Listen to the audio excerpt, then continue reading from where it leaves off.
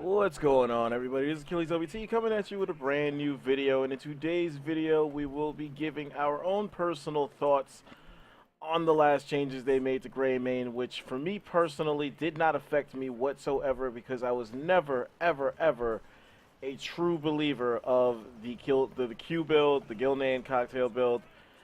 I've always been on the record, if you've seen my other videos on Greymane, I've always been on the record that specking into one ability on Greymane, one ability that he uses in human form no less, was a serious mistake and a misplay on a hero that has a completely different form that's completely like, well, I feel like it's a lot better. His Worgen form is a lot better than his human form. Just me personally, I feel like that's the case. Obviously, on the pro scene, it's definitely not the same thought process because they swear by it.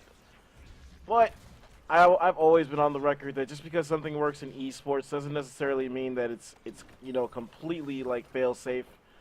Esports is a completely different play style, a completely different feel than like what we do on the casual scene.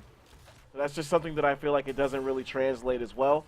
And with the recent nerfs, you still see people going for the Q build on Greymane, and I still think it's a mistake. But that's just me, and that's exactly what I want to showcase. I want to showcase exactly what people are missing out on by not specking into his Worgen form, which is, like, even thinking about it on paper, if you have a hero that can go back and forth between being a regular human being with a gun and being a fucking werewolf, why in the hell would you not try to power up his werewolf form? Like, it just doesn't make any sense. Like, I'm going to take a hero that can do that and put all of my time and effort into throwing beer at people. That's essentially what it comes down to. Now, the compositions in this game are not really ideal in the sense that neither team has a quote-unquote solo tank, like a main frontline tank. Neither team has one. We have a Sonya, they have an Artanis. And if you've been watching the channel for long enough by now, you know that I don't trust anybody using Sonya, so I'm just going to assume the worst. But hopefully we'll try to make it work. Now, the thing about Greymane, the way I use him, and this is another reason why I don't like the Q build, is because essentially it makes Greymane one-dimensional. You basically put everything into that one ability and find that you can't really do much unless you're using that one ability over and over and over again. I think that's exactly where people go wrong with him, as opposed to my style, which really drives home the point that you should be trying to attack heroes as much as possible, which I have not been doing the greatest job of doing so far, but it's really early in the game. My build remains extremely unchanged, I'll say. I was a good attempt at a phase shift there, but it didn't really go anywhere. You see, we're just constantly just trying to put shots on people in human form and wearing them down so that when we go into Worgen form, it's really quick to take them out. Greymane does synergize extremely well with Illidan, so that is something that's good on the composition front. Although we weren't able to actually capitalize on that because they were standing right next to their turrets. Never a good idea to actually dive against turrets. But as the game wears on and we get more abilities, you're going to see the idea behind specking into the Warg form instead of specking into the cocktail. We are going to queue it up now ahead of time. We do take out Artanis fairly easily. I'm going to go back into human form just so I can support a little bit more. It's my favorite thing about Greymane is that he plays both the role of range assassin and melee assassin at the same time. And again, with that level 1 pick, with that level 1 talent pick, I can use Inner Beast as much as I want to, just because I'm using it at proper times to actually reduce its cooldown. You see, instead of that 16-second cooldown, we had it reduced down to 4 right there because we did a good job of landing at auto attack, so we had it active. Again, that's something that you find is extremely viable throughout the entire game. It never falls off, so it's definitely worth picking.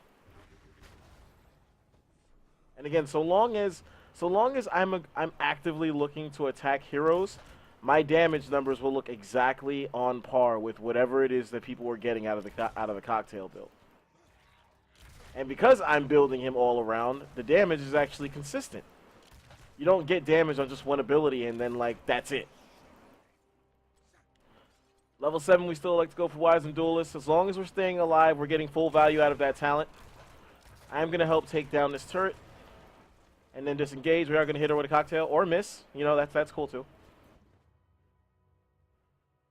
So far, this is I'm surprised. I don't know. Like, I don't know what I was expecting out of this game, considering the compositions. But we're doing okay right now, and I'm a little shocked by it. All right, now that we got that taken care of, I'm gonna queue up my inner beast. That was a good isolation right there by our Zebo. I wasn't so focused on getting the coins right there. I would have been in a position to secure a kill. But I do think getting the coins was the right play right there. We are going to move down towards turning. Got to remember that they have a Zeratul on the enemy team, because I'm definitely already like forgetting that. Artanis is going to turn his attention back towards me. We are going to queue up our inner beast. I'm going to hit him with a cocktail. We're not going to fully engage here because we knew they had help. We knew they had help on the way. I'm going to try and sneak this, though unsuccessfully.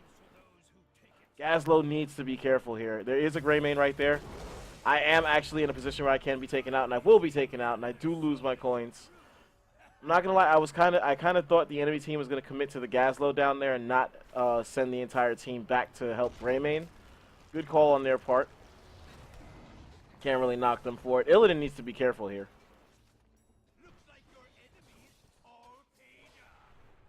See how far he goes with that. Thankfully, he didn't go too far with it. I am actually going to go to the bottom lane because that's where I see the most targets. 4K behind the top damage dealer on the team, which is currently Illidan. That just speaks to how aggressive he's playing. We do have a little bit of an advantage here as far as like when we're going to hit level 10. Artanis is going to go a little too far right there. We are going to pick Go for the Throat. We will be able to secure that kill. Oh god, that's bad. Yeah, I'm like not keeping track of the fact that they have Zeratul. Sonya finally shows up down in the bottom lane. She may not be the best option for solo tanking, but we absolutely need her on team fights. Her damage makes up for it more than enough, but I'm assuming that this is not a high-level Sonya user. Just that's how I go about it. Really, it's nothing personal or anything like that. But I generally, as somebody who mains with Sonya and uses her a specific way, I never really feel like I see people using her the right way. So it's something that I always feel like whenever I see other people using her, I get a little bit on edge because they're not using her in spots where they should be. But again, that's just my personal opinion. I am going to try and go in on this Zeratul here. You see how much damage we were able to do to him right there? Li Ming is actually in a tough spot here. That blind is going to be effective against an auto attacker like myself, but thankfully it wasn't necessarily in a situation where the enemy team was able to capitalize on it. I am going to take out that Li Ming. Alright. And we're just going to make our way back down to the bottom lane. I can soften up Artanis a little bit more here, but I am going to soften up this turret instead. I'm not sure why it took me so many presses to actually queue that up.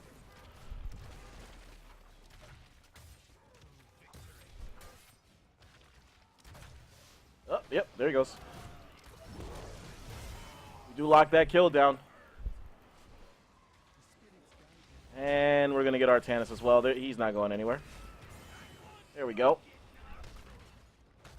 Finish that off, get some more XP. Let's see, Unfettered Assault. Still absolutely love this talent. Ever since I first tried it out, I have not gone back. And again, that was before they took out... I thought it was funny that I made a video talking about how good the talent was. And then literally the very next day, they removed the added, the increased cooldown. They removed it to make it a little more fair. Even though I was on record in that video saying that I didn't notice the added cooldown to begin with. We should back here. We should back here. I'm going to go turn in. Oh, there goes the Greymane right there. There goes the Greymane. He sees me. I'm actually not in a position where I could actually fight him head-to-head.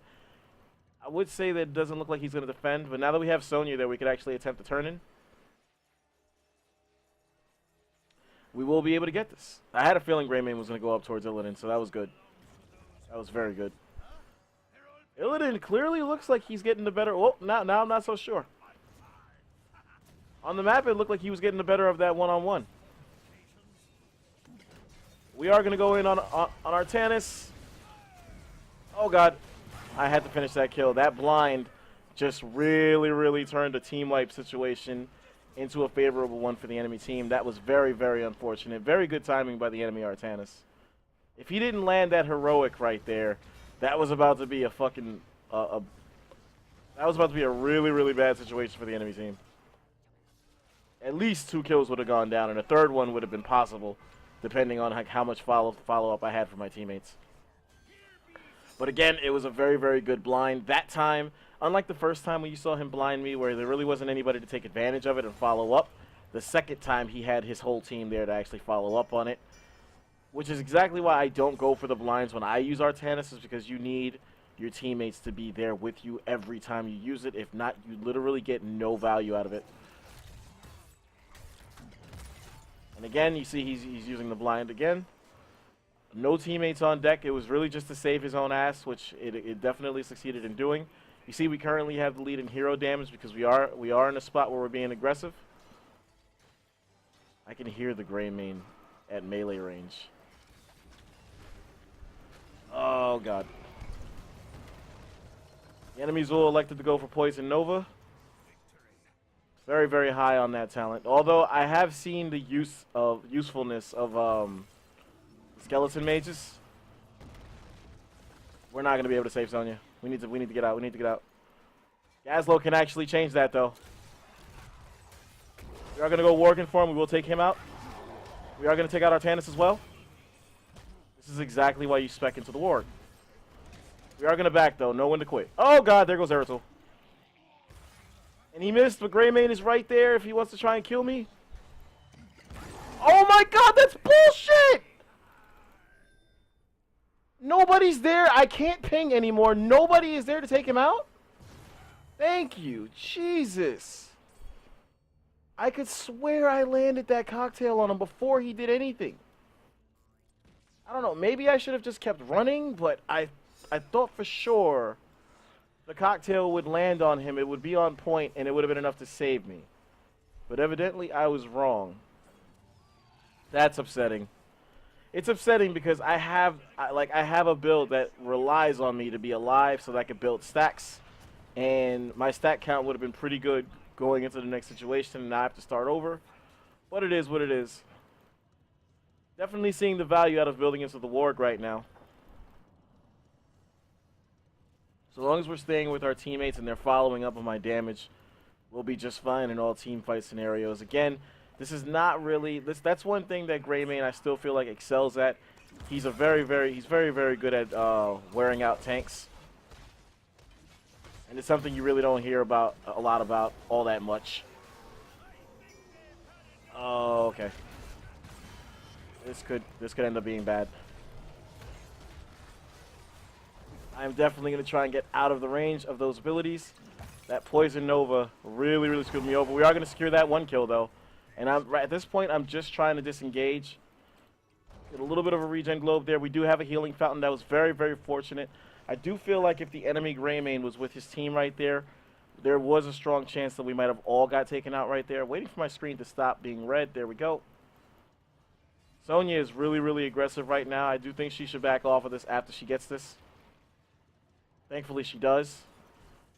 Kind of a ballsy play going for that camp. We are going to help her out so that she gets through it a lot faster.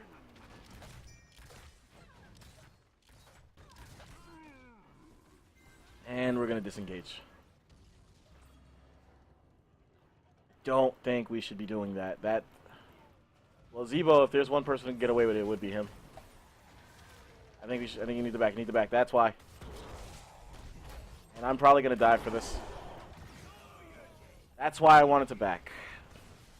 Could have easily just not helped him there and let him die on his own, but I don't find myself to be one of those players that sees somebody in a bad spot and just leaves them to it. Sonya could actually turn the tide here if she takes out that Li Ming. She does. She should go after Greymane. Oh, she's going to go out on a shield.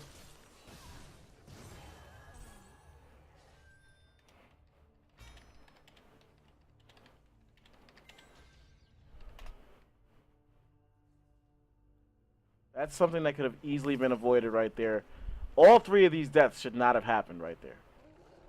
There was no need for the Zebo to push that the way that he did.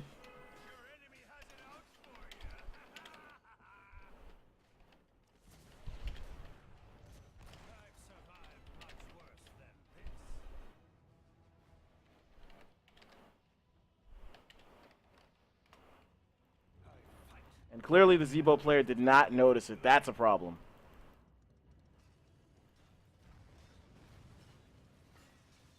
Again, we had full push coming from the camps, so there was no need for him to be there. We would have still gotten those walls down. We would have gotten those turrets even if he wasn't there. Artanis alone wouldn't have been enough to take it out before saving those forts. So, again, there was no need for him to be there, and consequently it got the rest of us killed for trying to help him out of a bad spot. Which, again, easily, you could say we could have just not helped him, but I'm not wired that way, so, I mean, that's a flaw on my end, too.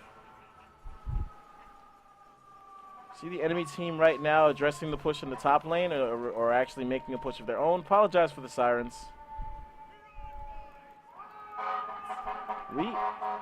We absolutely need Sonya with us. Hopefully she makes her way to us after she finishes going for that. Right now I'm just biding my time. Like, when you see me doing things like this that seem random, I'm literally just watching the minimap waiting for targets to pop up. I am going to go here and address this wave push. Hopefully nothing happens in that bottom lane while I do.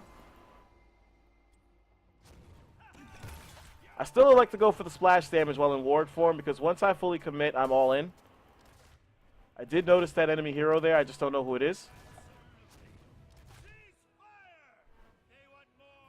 Alright, now let's move in. Oh my god, how long is that siren going to last? Jesus Christ. Thankfully, they did miss the opportunity to get me with that blind. I am going to move in with my teammates here. Artanis is really not going to be able to soak this. We are going to focus on Li Ming. Nothing Artanis is going to be able to do here to stop this. Oh, I didn't see Zeratul there. Doesn't matter, we still take him out. Again, as I mentioned earlier, Greymane synergizes with Illidan extremely well.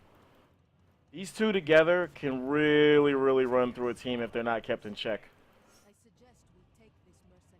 That's not a good call. No, no, don't. Turn in, turn in, turn in.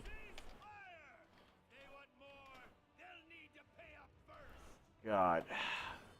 It's not enough when somebody makes a questionable call to begin with, but it's worse when you have players respecting the questionable call. And now he just leaves me to finish this while he goes to the turn-in, so it makes me look bad.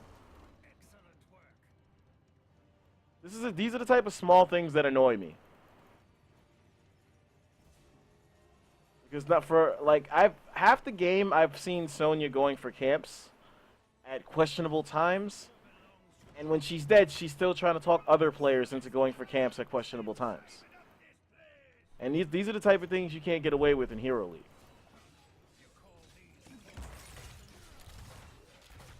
I think part of that, though, is because of the map that I'm playing on right now, because a lot of people have this mindset with this map that the only way to win is by going for camps, and it is literally the dumbest thing that I've ever heard about, well, like, regarding this map as far as strats go. Yes, it is a part of the map, like hitting the camps at certain times, but it is definitely, absolutely not the only way to win here. All right. This could go bad really fast. I believe I was stunned right there, like big time, because I could not move at all. That was a really, really bad engage in hindsight. Gaslow just needs to stay alive at this point. No need to fight. As long as he stays alive, we'll be fine. Thankfully, the enemy team, they have enough to turn in right now. I don't know if Artanis does it. Artanis has the most coins on his team, and he's soaking XP. And he died! Wow. All those coins just sitting there. That is crazy. He had the most coins on his team. Literally all he had to do... Who's picking him up? Zeratul. Okay.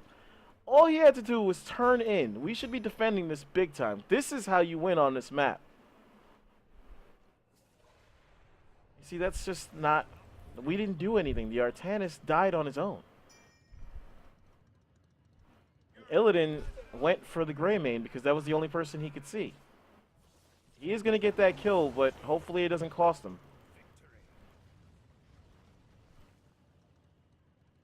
Gazlo's going to attempt to go for the boss here.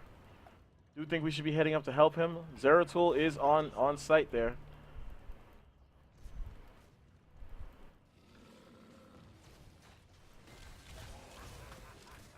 Sonya again with the solo camping there. I'm starting to wonder if she picked the superiority talent at level 4. No, she didn't. That would have partially explained why she's so hell-bent on going for camps. We should push with this. Because we're not, even if we get both chests, we're not going to be able to get a turn in. Oh, Zeratul almost fucked up. I'm kind of mad that they've still made me go into Worgen form, even though I didn't get to jump on anything.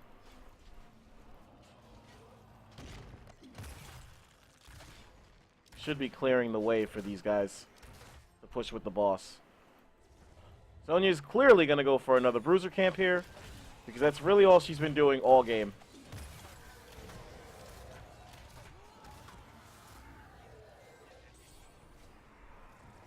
And after she gets the camp, we move on to hit another camp. Big surprise.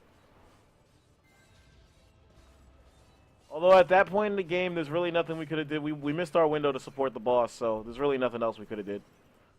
Please turn in. Please turn in. We definitely have enough coins for another turn in. Why are you waiting? I'm guarding. Please turn in.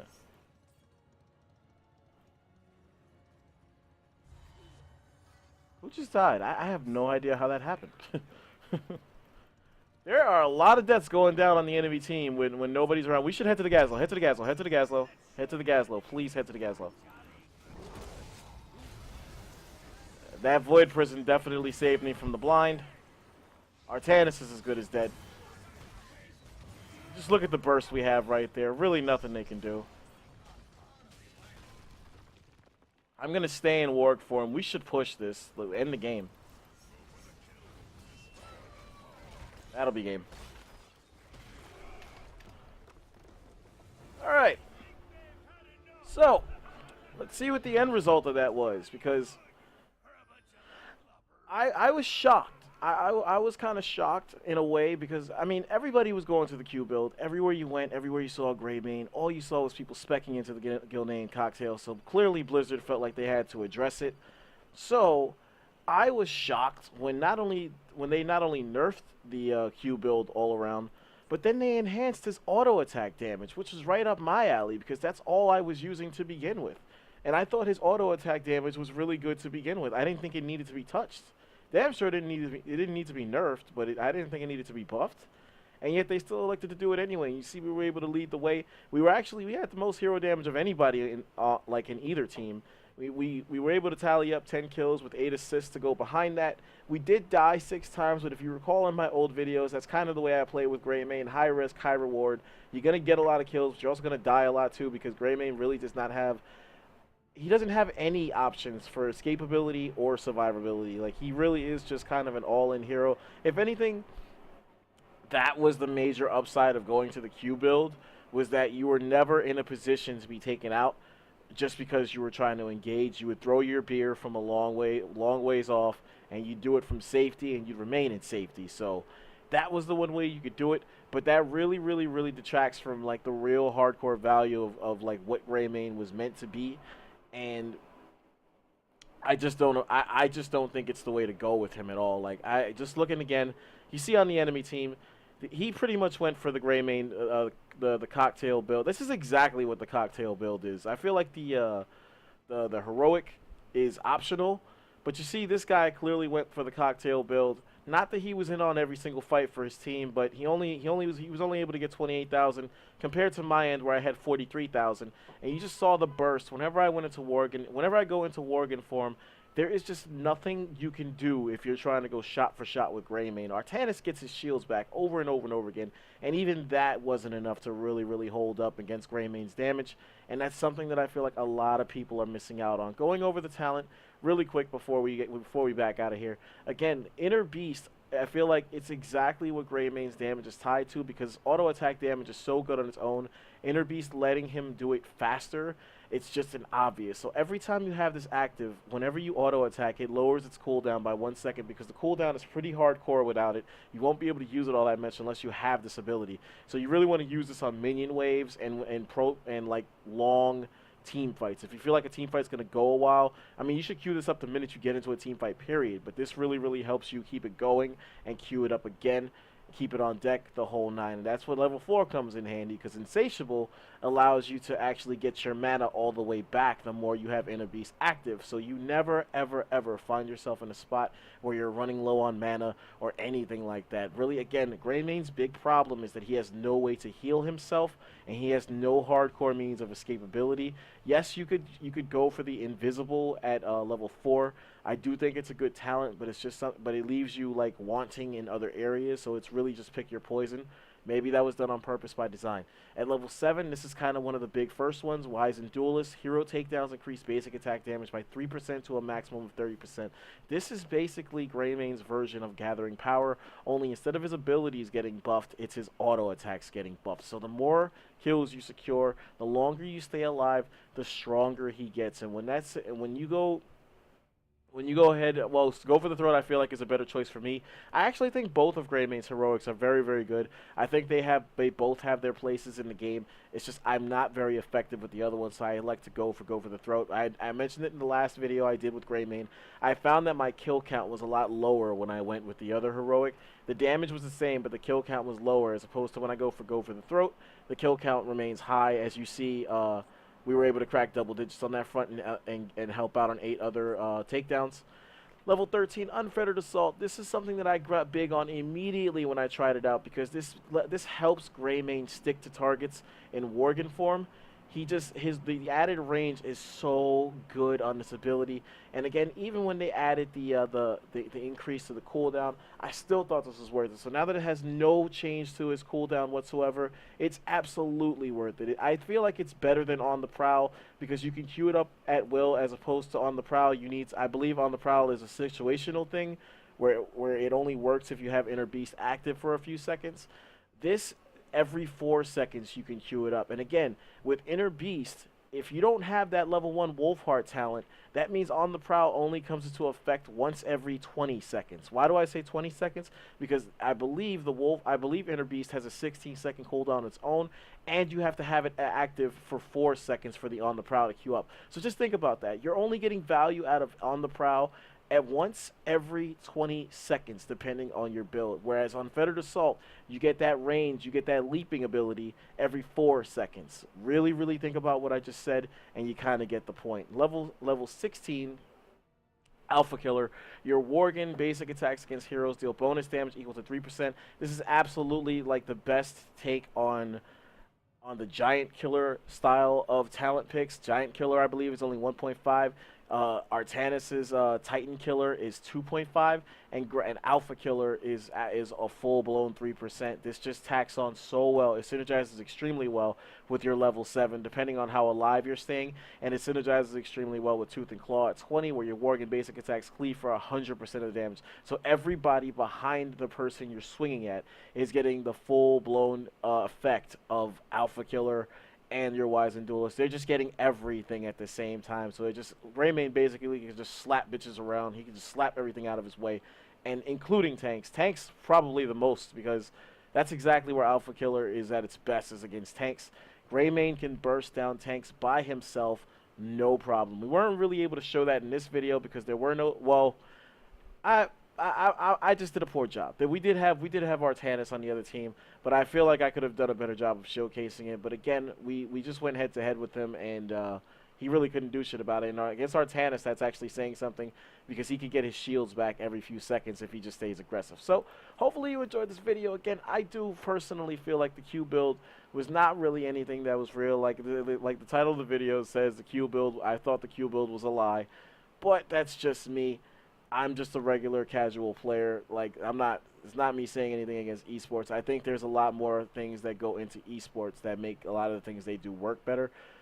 And those players are just more talented on their own to make certain things work better. I don't think you should see what they're doing and immediately try to apply it on a casual scene, because there's a lot of time and effort and work that goes behind what they do, and there's reasons why certain things that they do work. And again, I feel like that's the case with the Q build. I think the Q build was a little bit of a misplay, because you're basically taking a hero that can be extremely dangerous on one front and nerfing it on your own by specking into one ability that you can use every 8 seconds. So that's just one player's opinion. Hopefully you enjoyed this video. As always, I appreciate the support. This is Achilles LBT. That's Achilles with a Z. Remember it.